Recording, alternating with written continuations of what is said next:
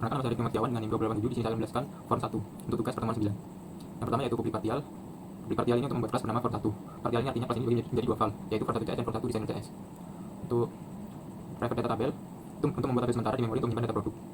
Kemudian publik form 1 ini, initialis komponen, itu saat form 1 dibuka, konstruktor berjalan otomatis. Initialis komponen itu memanggil semua desain from dari designer, yaitu contohnya tombol, tabel, label, seperti itu. Kemudian private void form 1 lagi ini, metode ini berjalan saat form 1 pertama kali muncul. Kemudian DT kolom ini, head, ID, nama produk, kategori, harga, stok, itu untuk menambahkan kolom bernama ID, nama produk, kategori, harga, sampai garansi. Untuk membuat data tabel ke data grid view, menggunakan data grid view 1, titik data source, sama dengan DT. Kemudian private void data grid view ini berjalan saat tabel diklik. Kemudian untuk menambahkan tombol tambah, menggunakan private void button 1 klik. Kemudian form F2 sama dengan new form 2, yaitu membuat form input baru bernama form 2.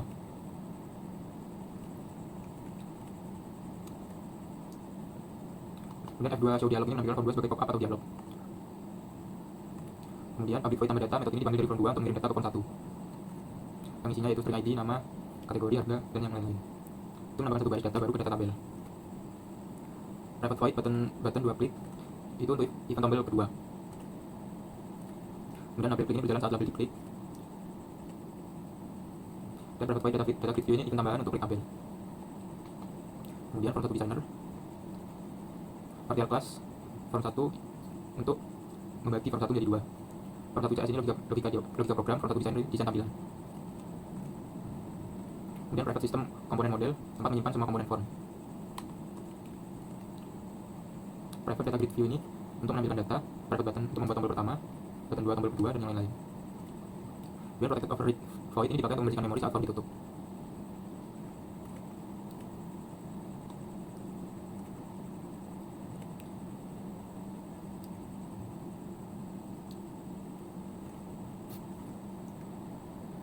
Kemudian initialis komponen ini metode paling penting di designer, karena semua desain form dibuat di sini saat form 1 dibuka. Ini data grid view 1 itu membuat objek tabel, kemudian button membuat button, dan label membuat label.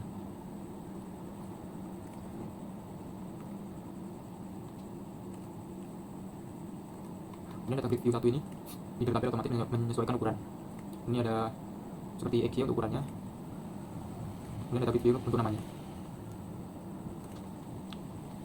Data grid view 1 saja untuk ukuran tabelnya. Kemudian di bawahnya ukuran button 2, label 3, form 1. Kemudian menambahkan komponen ke form itu menggunakan Ctrl Add. Ini untuk menambahkan label, button, sama data grid view.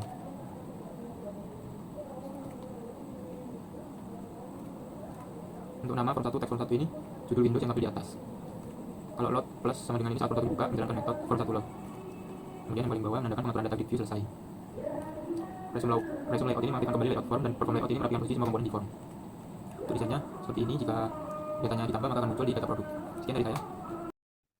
Oke, baik. Di sini saya akan melanjutkan menjelaskan tugas form yang kedua .cs di sana dan juga koordinatnya. Jadi mungkin langsung saja jelaskan. Mungkin sebelumnya perkenalkan nama saya Muhammad dan mau dengan Imahin dan Demokrat. Ini langsung saja di form 2 ini itu merupakan form produknya itu. Di sini kita bisa mengisi data-data produk berupa ID, nama produk, dan lain-lain. Nah, di tombolnya, di buttonnya itu ada dua. Itu untuk batal, ya berarti kita tidak jadi untuk mengisi data, dan juga ada simpan untuk menyimpan data-data yang kita ketik nantinya di sini. Ini langsung saja ke bagiannya. Yang pertama, using system ini ya merupakan penyimpan library dasar C#-nya untuk fungsi umum aja. Nah, yang ini itu Windows Form, yaitu untuk merupakan library untuk membuat aplikasi yang berbasis Windows Form. Karena kita memakai Windows Form di sini kan. Lalu dan namespace, ya ini agar tidak bentrok dengan program lain. Lalu public partial class itu hanya untuk mendefinisikan sebuah class form 2. Lalu di sini kan ada titik dua form. Berarti form 2 ini merupakan turunan dari form. Nah, selanjutnya initialis komponen. Nah, ini itu untuk mengatur tampilan form sesuai desain. Nah, yang kita pakai ini, yang saya pakai itu ada label, textbox, tombol. Lalu yang bisa dilanjut juga karena toolbox itu banyak. Lalu di sini yang pertama-tama itu ada button underscore click. Itu ini fungsinya untuk yang tabel simpan. Di button satu itu tabel simpan di kita. If string is null or white space, ini itu untuk dan juga ada or-nya ya, or is null or white space. Textbox 2, teks yang tadi textbox 1. Ini untuk mengecek apakah ID itu textbox 1 atau textbox 2 itu nama produk, apakah kosong. Dan jika kosong, maka akan menambahkan pesan peringatan dan hentikan proses. Jadi datanya itu gagal disimpan. Walaupun kita udah memencet tombol simpan. Lalu form 1 F1 sama dengan owner form 1 ini untuk mengambil referensi ke form 1, yaitu form utama yang membuka form 2. Lalu yang selanjutnya, if F1 tidak boleh nol atau ya iya tidak boleh nol. Ini jika form 1 ada, maka akan mengirimkan data dari semua textbox ke fungsi tambah data di form 1. Maksudnya ya akan tertampil di form 1 atau sudah dibaca di form 1. Lalu data yang dikirim itu berupa ID, nama, kategori, dan lain-lain. Bisa kita tunjukkan di sini. Nah, ini. Terus disclose ini untuk menutup setelah kita berhasil mengirimkan data-datanya. Lalu ada tombol 2 yaitu button underscore click 2. Ini fungsinya untuk ya menutup saja. Tombol button ini untuk menutup saja, ya berarti itu gagal atau tidak menyimpan data-datanya, itu kita tidak jadi menyimpan gitu. Lalu private code label, ini label dan juga label. Ini pasang saja karena tidak ada fungsinya apa-apa. Mungkin itu saja dan runnya akan dijelaskan oleh teman saya.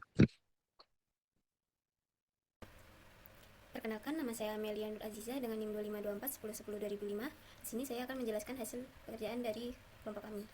Nah, di sini untuk melihat hasilnya kita run terlebih dahulu. Dan di sini terdapat data produk yaitu ID, nama produk, kategori, harga, stok, merek, tahun rilis, dan garansi. Dan di sini belum terdapat data apapun, jadi untuk menambah datanya kita klik tombol tambah di pojok kanan ini. Kemudian kita masuk ke dalam form produk. Di sini kita memasukkan data-datanya. Contohnya pada ID kita masukkan angka 1, kemudian nama produknya Google Pixel 8. Lalu kita masukkan kategorinya yaitu HP dan kita hargai contohnya yaitu 15 juta. Kemudian stoknya ada 20, mereknya Google. Kemudian tahun rilisnya 2023 dan garansinya adalah 1 tahun.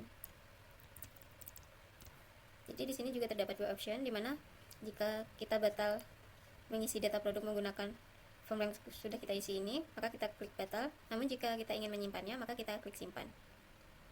Dan ketika sudah diklik simpan, maka data yang kita masukkan di form sebelumnya akan masuk ke dalam data produk di sini. Sekian penjelasan dari kelompok kami, kurang lebihnya mohon dimaafkan. Wassalamualaikum warahmatullahi wabarakatuh.